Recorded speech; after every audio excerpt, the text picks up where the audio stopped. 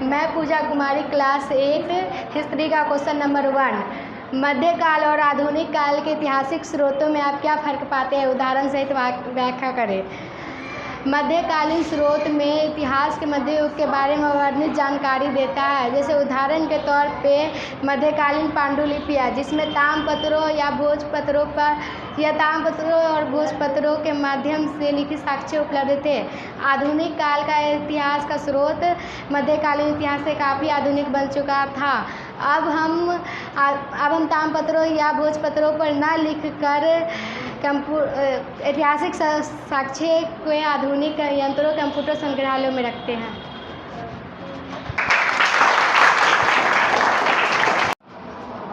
मैं अक्षय कुमारी क्लास 8 की छात्रा हूँ।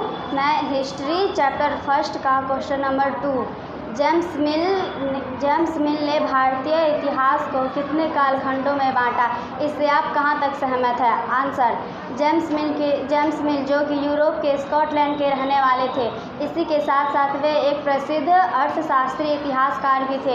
इन्होंने भारत को मुख्य रूप से 3 वर्गों में बांटा था। पहला, प्राचीन भारत का इतिहास जो कि हिंदुओं राजाओं का इतिहास। दूसरा, मध्यकालीन इतिहास जो मुस्लिम शासकों का इतिहास। तीसरा, आधुनिक काल का इतिहास जो ब्रिटिश शासकों का इतिहास।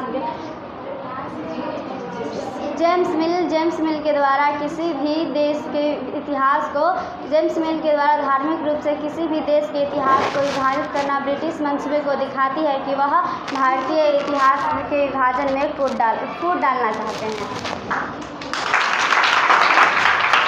मैं अंशु प्रिया कक्षा 8 में पढ़ती हूँ और आज मैं हिस्ट्री का चैप्टर 1 क्वेश्चन नंबर 3 सरकारी दस्तावेजों को हम कैसे और कहाँ सुरक्षित रख सकते हैं? आंसर: सरकारी दस्तावेजों को हम पहले हाथों से लिखकर फाइल में सरकारी दफ्तरों में रखते थे, परंतु आधुनिक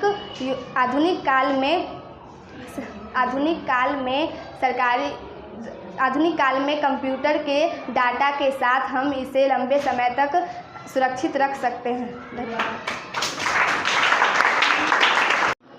मेरा नाम रिया कुमारी है। मैं क्लास 8 की छात्रा हूँ। मैं आप लोगों के सामने हिस्ट्री का क्वेश्चन नंबर 4 प्रस्तुत करने जा रही हूँ। क्वेश्चन नंबर 4, यूरोप में हुए परिवर्तन आधुनिक काल के निर्माण में किस प्रकार सहायक हुए? उत्तर: यूरोप के इटली शहर से प्रारंभ हुआ पुनर्जागरण, जिसका शाब्दिक अर्थ होता है बौद्धिक रूप से जगना। इटली के शहर से प्रारंभ हुआ औद्योगिक क्रांति, जिसका प्रभाव नए आविष्कारों की ओर तेज गति से बढ़ा, उसका प्रभाव पूरे यूरोप तक हुआ।